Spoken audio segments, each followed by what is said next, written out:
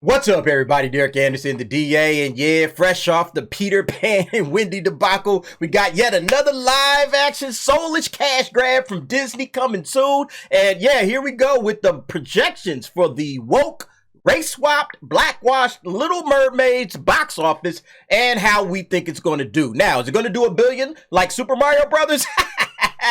No, sir. No, sir. Not even close. No, this thing is going to be probably middle of the road. That's my opinion, okay? Middle of the road at best, all right? Because we know it's going to be a lot of controversy surrounding this. It's going to be tough for it to make its money back, in my opinion. Now, we'll have to see, of course, how that all plays out. But overall, that's just my opinion. I think it's heading towards kind of a lackluster box office. And we're going to go ahead and get into that. And there's lots of reasons, as we already know, okay? First of all, it's super controversial, okay? A super controversial movie, not just the race swap either, okay? Not just the race swap, not just the fact that it's another cash grab, another soulless remake from Disney that people are actually getting sick and tired of, okay? But you're also going to get a heaping heavy dose of feminism, right? Shoved right up into your face in this entire film, okay? It's going hard in the paint with the feminism, and I think this thing also has like this super long runtime, okay? And you can see by this article on Polygon, the Little Mermaid remake is nearly an hour longer than the original. So what did Disney add?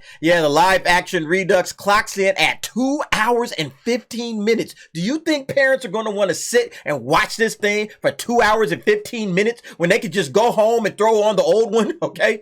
And we already know about the backlash they've received over Flounder and the Little Mermaid. Okay. Dude looking creepy as hell. Where is he at? There you go. I'm sorry, man. This is going to be absolutely glorious. I cannot wait to read the reviews. Okay. This thing is going to be absolutely hilarious.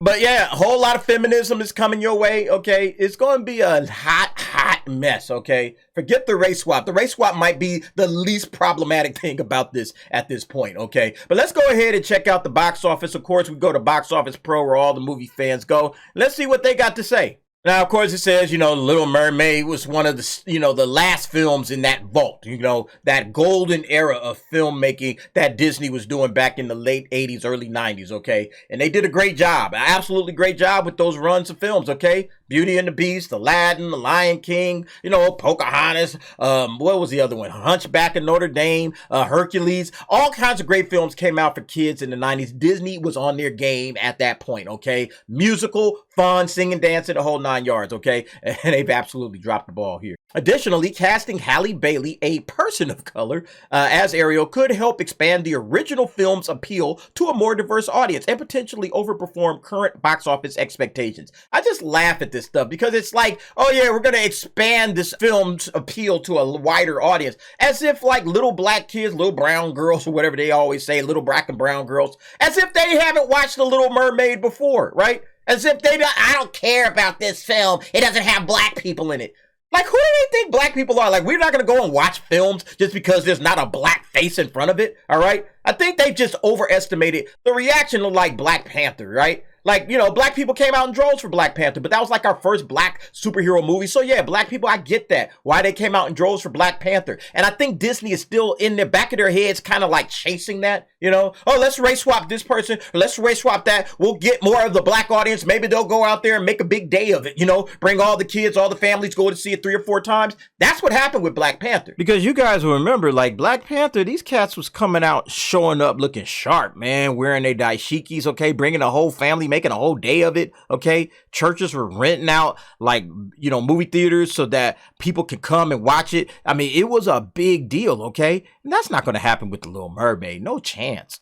No chance. The character's not ours, okay? That's the thing that they don't understand. This is not a character that was originally black. This is not a black character. So yeah, you can race swap them all you want to, but that doesn't come from a black culture or a black community. We're not going to flock to it like that. I'm sorry, it's just not going to happen. With the long holiday opening weekend and minimal competition for what should be an all-ages, female-driven audience, Mermaid has potential to enjoy a leggy summer run if word of mouth is positive among the multi-generational audience. Okay, possibly. Again, it is going to come down to this word of mouth. That's going to be huge, okay? No question about that. Let's go ahead and jump into some of these cons.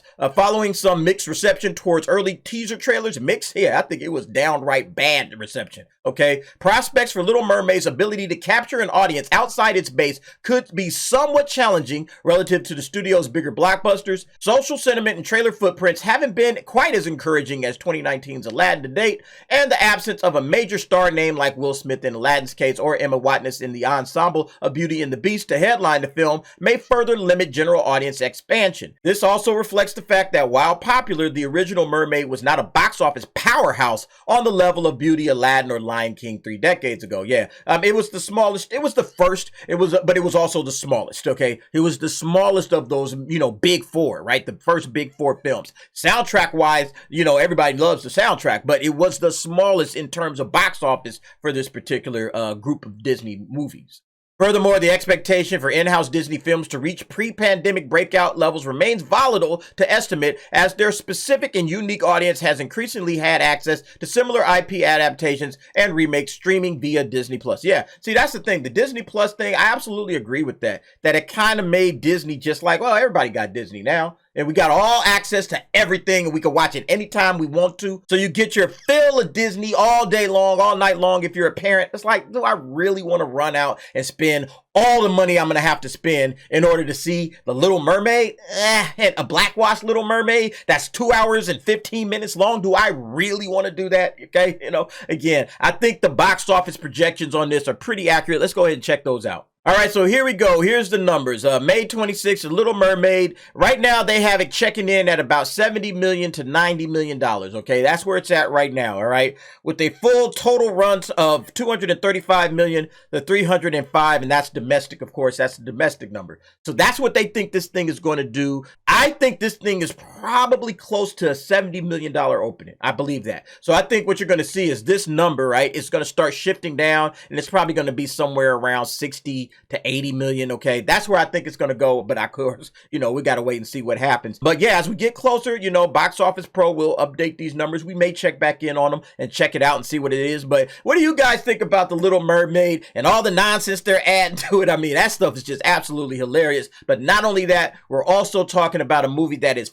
full of controversy, okay? Not just, the race swap, not just the fact that they're remaking it, but of course, Flounder and the CGI, everything has just looked terrible for this film. And again, I think 70 million is probably the best it's going to do in terms of its opener. But yeah, we'll have to see. Anyway, folks, what do you think about The Little Mermaid and the box office projections? You guys go ahead, jump down in the comments, give me your thoughts and your opinions on that. And thanks for watching. See you next time.